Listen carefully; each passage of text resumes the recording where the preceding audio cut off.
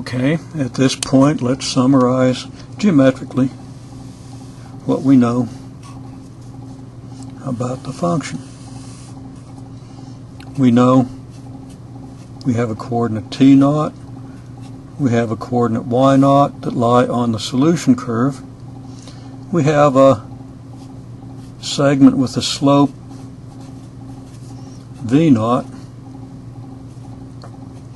which is going to be tangent to any solution curve. And we know that we're going to have a solution curve that, at least in a small neighborhood here, has a fairly constant second derivative. So what can we do to figure out a series of points on this curve? Well, one of the things we can do, of course, is we can start from our point and move along our slope segment for some distance delta t, and we know that having moved some distance delta t, we're going to have some change in y, which is approximately equal to the slope times delta t, which of course is v0 delta t.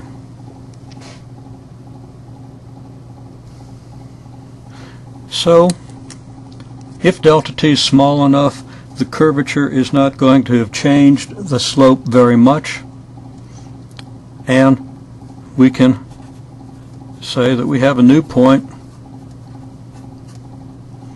which is approximately t0 plus delta t, y0 plus v0 delta t. Now let's see if we can get that all on the camera here. Okay, so our new point will be, okay, I think we got it all. This is going to be our new point. This is our change in t. This is our approximate change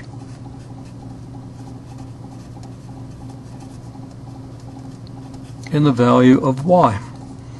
And of course this is our original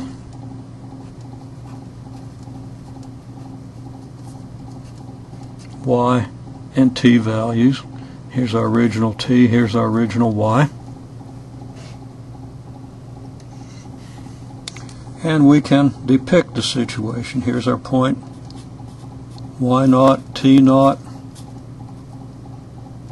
and here's our point, which we'll call y1, t1, equal, as before, to t0 plus delta t, y0 plus v0 delta t.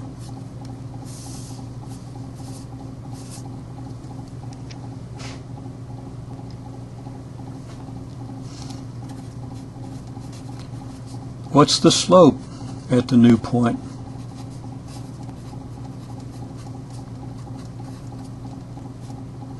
If we know the slope at the new point, then we can repeat the process. We can move another delta t, predict what our delta y should be, and from that determine the coordinates of our new point. The key question then is, how can we find our new slope? Well, we know that y double prime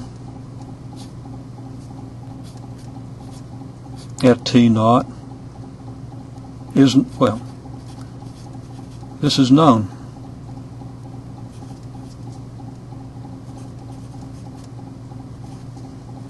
So the rate at which the slope changes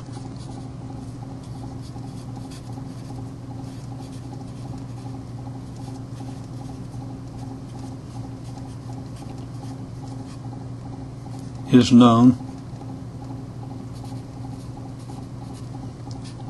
near the point t0.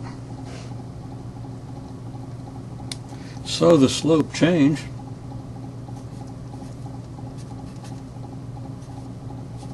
which I'll write as delta slope is approximately equal to y double prime at t naught times delta t.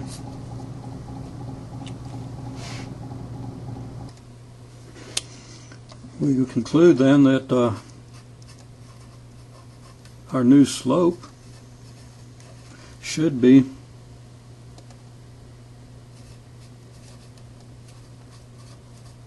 old slope plus y double prime of t naught delta t. So what's our situation? We have our point y naught t naught. We have our old slope,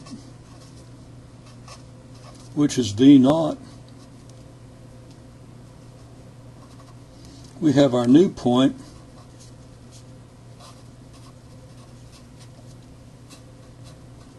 y1 t1,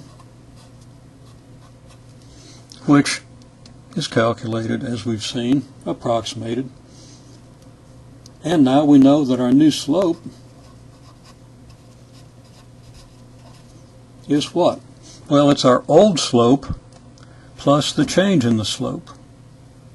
And that's going to be v naught plus y double prime of t naught times delta t. Now let's stop, take a breath, and see where all this came from. Remember that our coordinates y naught, t naught were given as the initial conditions, as was our original slope v naught.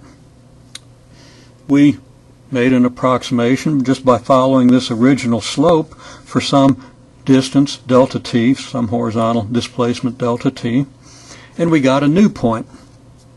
And we have that calculation over here.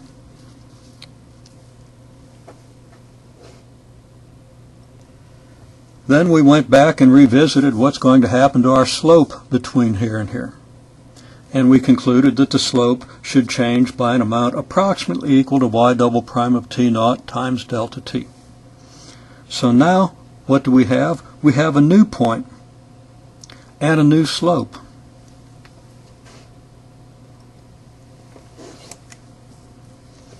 So now we have our point y1 t1,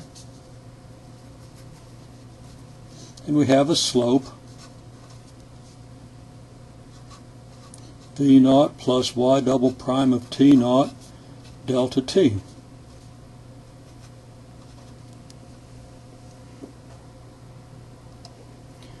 Now where did our y double prime of t naught come from? I was going to take a breath and review where everything came from. We know that y naught, t naught, v naught are given. We assumed a delta t. We got our y1 t1. Y double prime of t naught came, if you recall, from our equation. Our a of t y double prime plus b of t y prime plus c of t y equals 0. We had all the information we needed to solve that equation for y double prime. This is what came then from our differential equation. Everything else came from our assumed initial conditions. The y double prime of t naught came from all those conditions and our solution to the differential equation, and our differential equation, which we solved for our value of y double prime. We can now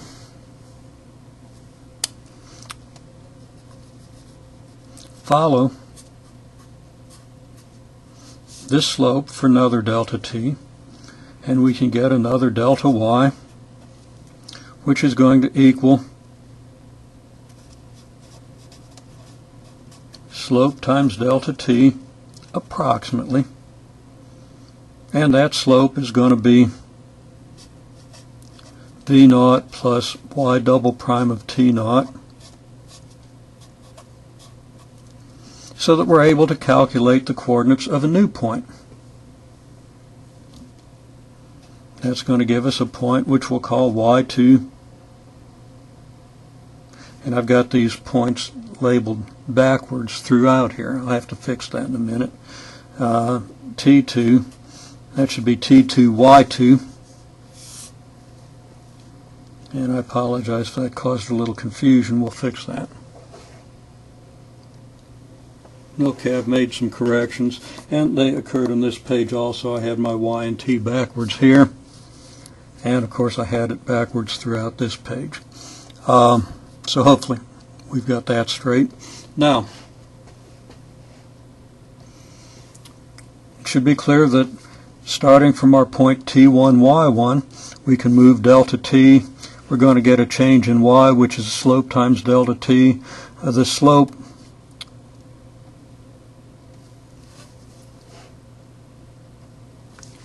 being our old slope V0 plus our change in, hang on, okay, thought something else was wrong there, but no. Our change in Y being our slope times delta T, our slope being our new slope, which we use to calculate our change in Y, so that Y2 is going to be Y1 plus our new delta Y. Now where does this leave us? It leaves us at another point which we can label, trying to do this in order now, T2, Y2. Now needing to project to a new point, and we're going to have to figure a new slope. What's our new slope? It's going to be our old slope, which was this, plus our change in slope.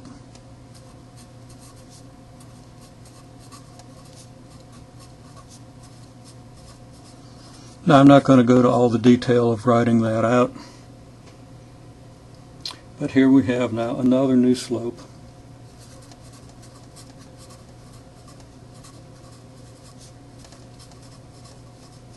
Which we can use as a basis for predicting a new point. The key again being that our change in slope here is based on y double prime at T1, and that's found from our differential equation,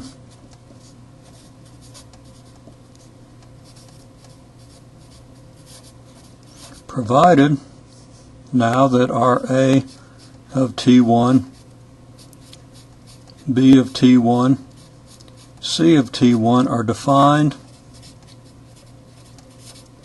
and that A of T1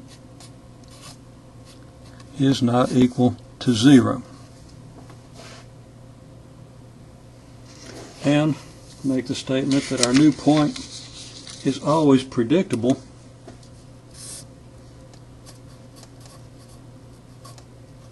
our new slope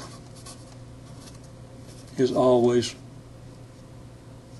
and I'm starting to write things badly, always, bad looking L there, but our new slope is always predictable